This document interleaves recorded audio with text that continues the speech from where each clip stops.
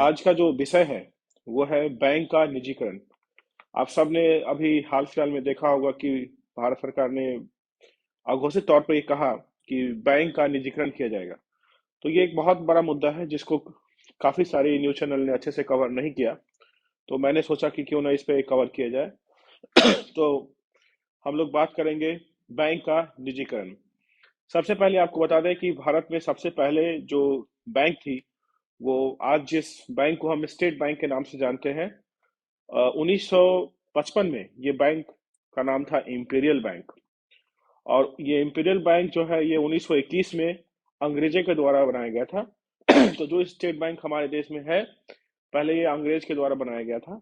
आज के समय में इसको हम लोग स्टेट बैंक के नाम से जानते हैं। पहले ये इंपीरियल बैंक था। अभी अभी कुछ दिन पहले आपने देखा होगा कि जितने भी हमारे देश के बैंक हैं उन्होंने 2 दिन का स्ट्राइक किया कि बैंक काम नहीं करेगी, क्योंकि बैंक के जितने भी कर्मचारी हैं, जितने भी ऑफिसर्स हैं, उनको ये लगता है कि अगर बैंक प्राइवेटाइज होती है तो बैंकर्स की नौकरी जाएगी, वो लोग जॉब खोएंगे और उनको काफी सारा नुकसान होगा। तो इस मुद्दे पर चर्चा करना जरूरी है, क्योंकि देश के लीडिंग लीडिंग न्यूज चैनल के द्वारा इसको कवर नहीं किया गया। तो मैंने सोचा इस पर मैं बात करूंगा आप सबसे। सबसे पहले आपको पता हो कि देश के पूर्व प्रधानमंत्री स्वर्गीय इंदिरा गांधी जी ने 1969 में जो भी बैंक भारत में प्राइवेट सेक्टर में थे उस समय, जिनका नाम था बैंक ऑफ बड़ौदा। एक हिस्ट्री ले लेते हैं कि अपना हिस्ट्री क्या है बैंक का, फिर उसके बाद बात करेंगे। सबसे पहले 1969 में श्रीमती इंदिरा गांधी के द्वारा बैंक को नेशनलाइज किया गया। हमारे देश में पहले ज्यादा प्राइवेट बैंक ही थे। प्राइवेट बैंक्स को नेशनलाइज करके सरकारी बैंक बनाया गया, जिस बैंक के नाम थे Allahabad bank, bank of Baroda, देना बैंक, इंडियन बैंक और Indian overseas bank, PNB, syndicate, UCO, union bank. जितने भी बैंक आज आप देख रहे हैं ये सारे प्राइवेट बैंक ही थे पहले। इनको नेशनलाइज किया गया। आज के समय में सिर्फ 12 नेशनलाइज बैंक बची हुई है। नेशनलाइज बैंक धीरे धीरे प्राइवेटाइज होती जा रही है। इसके कई सारे कारण हैं, इस पे हम लोग विस्तृत रूप से चर्चा करेंगे कि क्यों भारत का जो सरकारी बैंक है उसको प्राइवेटाइज, मतलब प्राइवेट आपके हाथ में, किसी उद्योगपति के हाथ में देने की जरूरत आई। और उस समय जब भारत की अर्थव्यवस्था ग्रोथ ले रही है, कोविड 19 के वेव के बाद भी भारत की अर्थव्यवस्था अच्छा ग्रोथ किया है, वैसी स्थिति में ये जरूरी है कि आप इस पूरे तथ्य को जानें कि सरकार क्यों सरकारी बैंक को प्राइवेटाइज करने जा रही है, इसके पीछे मकसद क्या है। सबसे पहले आप समझिए कि सरकार चाहती क्या है।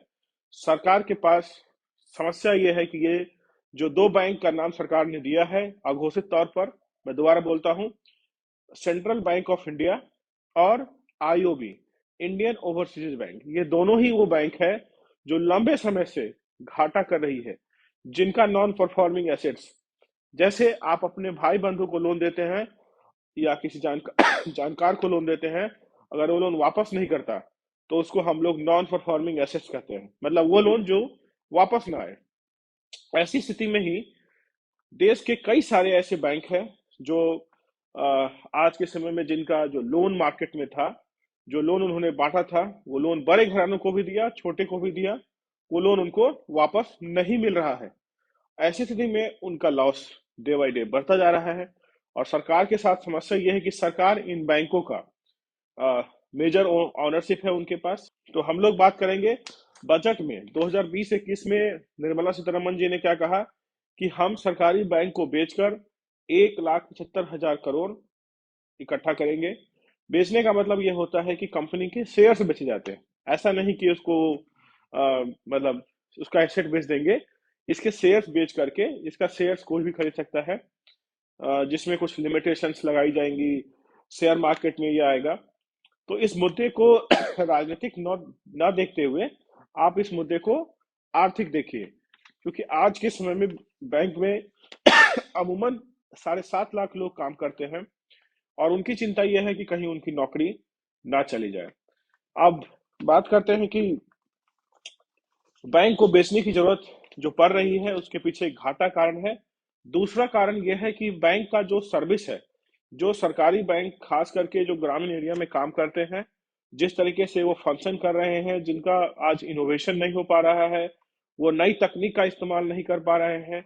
आप अगर अकाउंट खोलने जाएंगे तो उसमें बहुत समय लगता है। साथ में ही अगर आपको और भी कोई सहायता बैंक से चाहिए, लोन चाहिए, तो उसके लिए अमूमन ज्यादातर ब्रांच, या कह सकते हैं कि मोर देन 50% ब्रांच कमीशन का भी डिमांड करता है।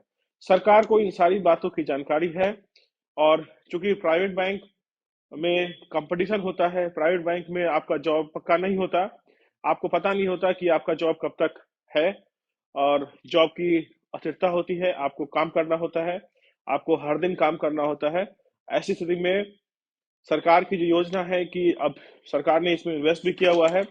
मैं आपको सेंट्रल बैंक ऑफ इंडिया का डेटा बताता हूँ। सेंट्रल बैंक ऑफ इंडिया जो मुख्य रूप से ग्रामीण क्षेत्रों में कार्यरत है, वहां पर एक बहुत बड़ी समस्या है कि सेंट्रल बैंक ऑफ इंडिया का जो इनकम है वो 25,890 करोड़ का इनकम जो उन्होंने 2020-21 में सबमिट किया है। साथ में ही उनका एक्सपेंसेस 21,260 करोड़ का एक्सपेंसेस उन्होंने दिखाया, और उन्होंने ये कहा कि 5,190 करोड़ का उनका एनपीए हो चुका है या होने वाला है। आप समझ सकते हैं कि कितना बड़ा ये नुकसान में चल रहा है। और सरकार को जो संभावना ये है कि करीब करीब 33,000 करोड़ जनता के पैसे सेंट्रल बैंक में जमा है। सेंट्रल बैंक ऑफ इंडिया जो कई जगहों पर अलग अलग नाम से, बिहार में उत्तर ग्रामीण बैंक के नाम से जाना जाता है, और बाकी राज्यों में ये सेंट्रल बैंक ऑफ इंडिया के नाम से जाना जाता है। तो समस्या जो अमूमन ये है कि सरकार को आखिरकार ये फैसला लेने की जरूरत क्यों पड़ी, क्यों, क्या ऐसा दिक्कत आ गया कि सरकार को अब ये लग रहा है कि सरकार बिजनेस नहीं कर सकती। तो अमूमन आप देखेंगे कि विश्व के बाकी कंट्रीज में भी इतनी सारी नेशनलाइज्ड बैंक नहीं है जितने भारत में है। और खास करके कोविड-19 के बाद, जब कोविड का वेव 1 वेव 2 आया, तो वेव 1 में सरकार ने ये घोषणा करी कि 3 महीने तक आपको लोन नहीं देना है, जो इंडिविजुअल्स के लिए दिए गए, और जो भी बिजनेसेस थे उनको लंबे समय की राहत दी गई थी। सरकार की अच्छी नीयत थी, लेकिन हुआ क्या है कि उसके बाद कई सारे व्यापार पे बहुत बड़ा असर पड़ा है, और कहीं ना कहीं लोन जो स्मॉल सेक्टर्स को दिए गए थे, वो लोन कहीं ना कहीं अब उनकी ईएमआई कहें या आप उसका भुगतान कहें, वो आने में दिक्कत हो रहा है। तो ये जो सरकारी बैंक है, ये करती क्या है?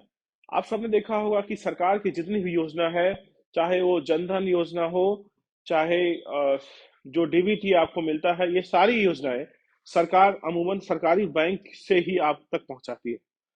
तो कुछ लोगों का कहना है कि अगर बैंक प्राइवेटाइज हो जाए तो क्या होगा। प्राइवेटाइज होने का मतलब ये है कि आज सरकार सेंट्रल बैंक ऑफ इंडिया में 89% शेयर्स होल्ड करती है।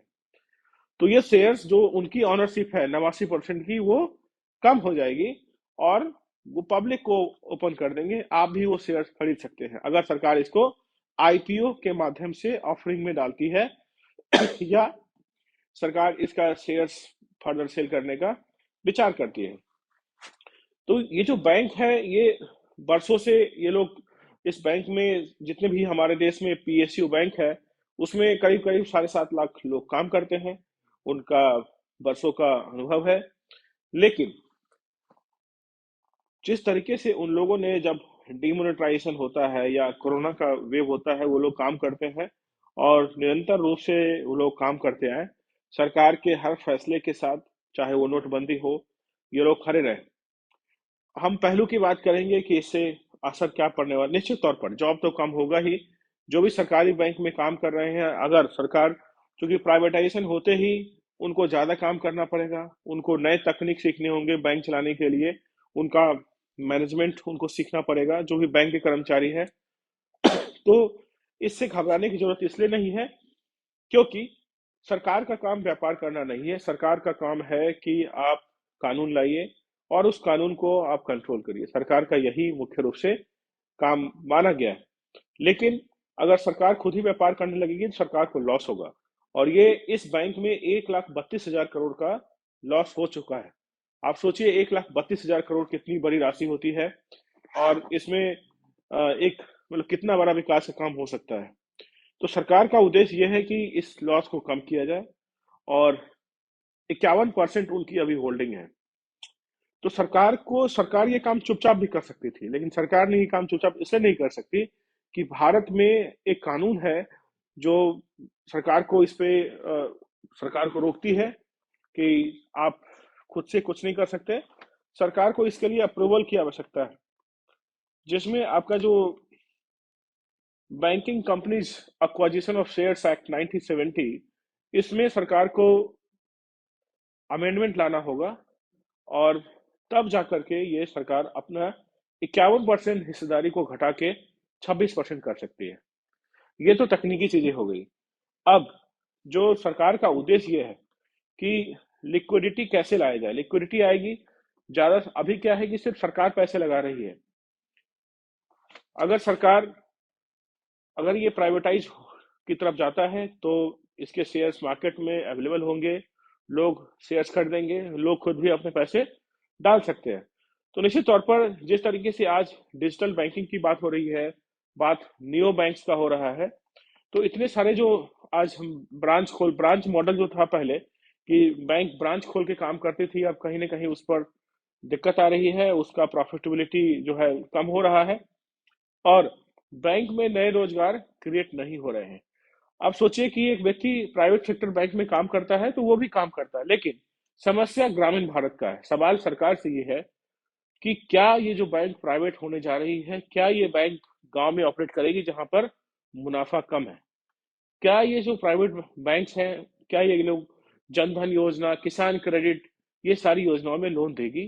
तो सरकार को इन सब मुद्दों पर क्लियरेंस देना चाहिए, इन सब मुद्दों पे बातचीत करनी चाहिए, और लोगों को विश्वास में लेना चाहिए, जो बैंकर हैं या जो ग्राहक है बैंक के, उन सबको। अब जो बैंक का घाटा बढ़ता जा रहा है, उसमें कहीं ना कहीं बड़े बड़े बिजनेसमैन को जो लोन दिया गया है वो लोन वापस नहीं आ रहा है। और ये लोन कब दिया गया है? ये लोन बहुत साल पहले दिया गया है। अब सरकार उन सब के ऊपर प्रोसीडिंग कर रही है। तो ये जो पहले जो जो बहुत बड़ा कह सकते हैं आपकी अनदेखी हुआ है लोन देते समय, उसमें कहीं ना कहीं बैंक के लोग भी शामिल है। आपने पंजाब नेशनल बैंक का भी सुना होगा, नीरव मोदी का कांड सुना होगा, विजय माल्या का। ये सब वो लोग हैं जो भारत के पैसे बैंक से लेकर के भारत से बाहर जा चुके हैं। ऐसे लोगों को उनकी प्रॉपर्टी नीलामी करनी होगी, और इसके लिए सरकार ने इंसॉल्वेंसी बैंक्रप्टसी कोड भी एक लेकर के आए, और जिसपे वो काम कर रहे हैं। लेकिन अभी जो प्रपोजल है ये 7.5-8 लाख लोगों को डरा रहा है कि 7.5-8 लाख लोग अगर ये जॉब विहीन होते हैं, इनकी जॉब कम होती है, तो सरकार को उनकी जॉब सिक्योरिटी के बारे में सोचना चाहिए। अगर वो काम नहीं कर पा रहे हैं, उनको ट्रेनिंग दीजिए, और उनको बताइए कि जिस तरीके से आईसीआईसी एचडीएफसी बैंक काम करता है, वैसे ही सरकारी बैंक को भी काम करना होगा। बोर्ड को ज्यादा पावर मिलनी चाहिए। बेचना किसी चीज का सोल्यूशन नहीं है। मेरे मायने में सरकार इसको चला सकती थी, लेकिन आज लॉस इतना बड़ा हो गया है कि सरकार को इसमें कुछ ना कुछ डिसइन्वेस्टमेंट तो करना ही पड़ेगा। आज के समय में भी भारत में ज्यादातर लोग, अगर किसी को बोला जाए कि किस बैंक में काम करना चाहोगे, तो ज्यादातर लोग सरकारी बैंक में ही काम करना चाहना पसंद करते हैं।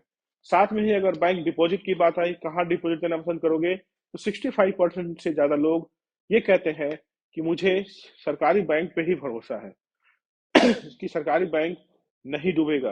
तो ये जो भारत का जो सोच है, वो निश्चित तौर पर सरकार को इस सोच के बारे में भी देखना चाहिए। लेकिन साथ में ही सरकार के लिए समस्या ये है कि आपका मेरा टैक्स पेयर, जो टैक्स पेयर का पैसा है, वो लॉस की भरपाई में ना लगाया जाए।